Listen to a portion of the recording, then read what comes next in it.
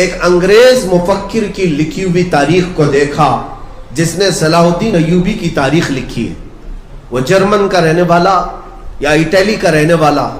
اس نے یہ لکھا ہے کہ میں نے پوری تاریخ میں ایسا شخص نہیں دیکھا کہ صلاح الدین کے پاس ایک وقت ایسے حالات آ گئے کہ 12,000 کا صرف اس کے پاس لشکر رہ گیا تھا.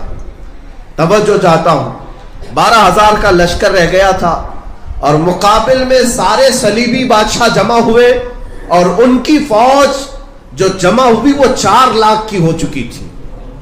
اور 4 لاکھ کی فوج وہ صلاح الدین ایوبی کے سر پر لا کر کھڑے ہو گئے. اور صلاح الدین کے پاس راستہ کیا تھا؟ یا تو بھاگ جائے میدان چھوڑ کر, یا تو ان سے صلح کر لے اور علاقے دے دے. لیکن اس مرد قلندر کو ہزاروں سلام اپنے مجاہدین سے پوچھا کہ تم تعداد دیکھ رہے ہو 4 لاکھ کی اور ہم 12,000 ہیں.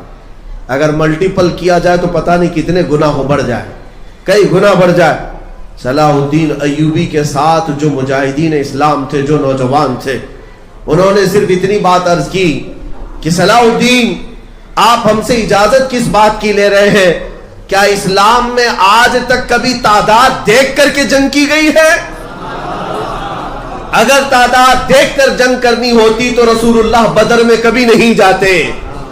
اگر تعداد ہی کا مسئلہ ہوتا تو خندق اور احد میں حضور جاتے ہی نہیں. ہر جگہ لوگ دشمنوں کی ہی میجورٹی تھی. اے صلاح الدین, ہمارے 12,000 پر ہمیں نہ یقین ہے اور نہ ان 4 لاکھ کا ہمارے اوپر خوف ہے. اس میدان میں ہمارے ساتھ جو کچھ بھی ہے وہ اللہ کا بھروسہ ہے, اللہ کی ذات پر بھروسہ ہے. مومنوں, اس بھروسے اور توکل کو چھوڑے بیٹھے ہو. آج کروڑوں کی تعداد تمہاری ہے لیکن ڈرے سہمے ہوئے. اس کی ایک وجہ یہی ہے, اس کی ایک خاص وجہ کہ جب تک آپ ان تمام حالات کو دیکھ کر کڑتے اور اندر ہی گڑتے رہ جائیں گے.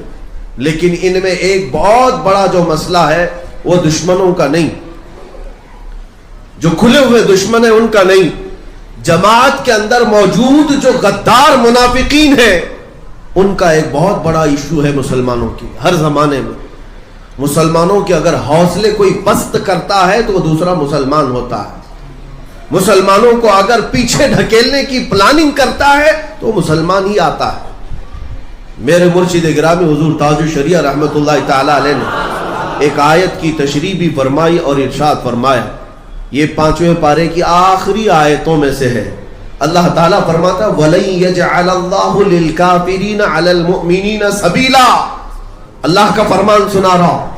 رب تعالیٰ فرماتا ہے اللہ ہرگز کافروں کو مسلمانوں پر غلبہ نہیں دے گا. بات توجہ کی ہے, اللہ فرما رہا ہے کفار و مشرکین کو اللہ مسلمانوں پر غلبہ کبھی نہیں دے گا. لیکن یہاں دکھا تو رہا ہے, یہ حالات تو ہے, تو کیا قرآن جھوٹ بول رہا ہے؟ اللہ تبارک و تعالیٰ جو کہہ رہا ہے وہ کیا ہے پھر؟ ہمارے بزرگ مرشد نے یہ فرمایا تھا. ہاں, اس کی تفسیر میں مفسرین نے فرمایا کہ اگر کافر کسی مسلمان پر غلبہ پاتا ہے تو وہ کسی دوسرے مسلمان کے ذریعے سے پاتا ہے. جب تک کوئی منافق اس کا ساتھ نہیں دیتا تب تک وہ براہ راست کبھی تم پر حاوی نہیں ہوتا. مسلمانوں, اس بات کو سمجھنے کی ضرورت ہے. ان حالات میں جب نبی پاک صلی اللہ تعالیٰ علیہ وسلم کی عزت پر اس قدر حملے ہوں اور تمہیں یہ بتایا جائے کہ مصلحت یہ ہے کہ تم اپنے گھروں میں چوڑیاں پہن کر بیٹھے رہو, تو یہ وہی منافقین کی جماعت ہے, انہی غداروں کی جماعت ہے جنہوں نے صحابہ کو احد کے میدان میں جانے سے بھی روکا تھا.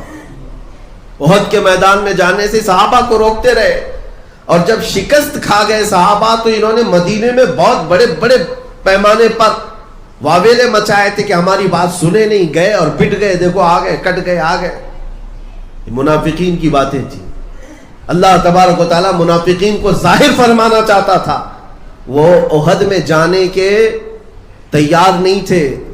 انہوں نے بار بار یہ کہا تھا ہم میدان احد میں نہیں جائیں گے, ہماری تعداد کم ہے, ان کی تعداد زیادہ ہے, اور کچھ پیچھے رہ گئے. 300 کے قریب وہ لوگ جو رسول اللہ کے پیچھے نماز پڑھتے تھے احد میں نہیں آئے, چھوڑ کر بھاگ آئے. اور پھر یہاں مدینے میں کہنے لگے کہ ہم پہلے ہی سے کہتے تھے کہ ان لوگوں کو مارا جائے گا، پیٹا جائے گا.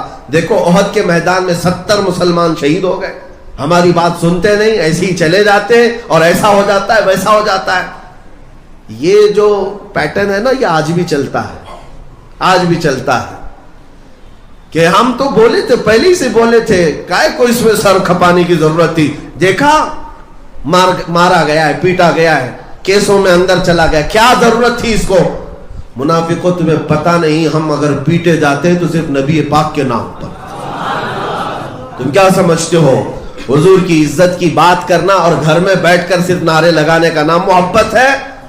ہاں، محبت اس وقت ہوگی جب بلال حبشی کی طرح تم بھی میدان میں گھسیٹے جاؤ، خبیب ابن عدی کی طرح تم بھی سولی پر چڑھائے جاؤ، تب پھر تو امتحان ہوگا، تب پتہ چلے گا.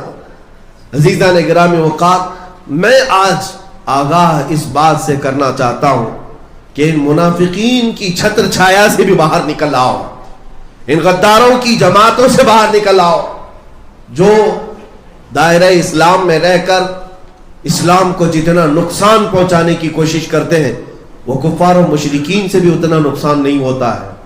آپ نے دیکھا کہ باضابطہ طور پر مسلمانوں میں ایسے لوگ پالے جاتے خریدے جاتے ہیں، ان کے چہرے پر داڑیاں بھی رکھوائی جاتی ہیں، ان کو جبے کبے بھی پہنائے جاتے ہیں، اور پھر یہ زر خرید ٹٹو وہ ہے جو مومنین کے حوصلے پست کرنے کے لیے لائے جاتے ہیں، اور وقت آتا ہے تو یہ بدل بھی جاتے ہیں. آپ نے دیکھا ہوگا کتنے زمانے تک اتر پردیش کے وقف بورڈ پر ایک شیعہ نام سے وسیم یہ غلبہ حاصل کیے ہوئے حکومت کر رہا تھا، صدارت پر بیٹھا ہوا تھا، بنام مسلمان تھا.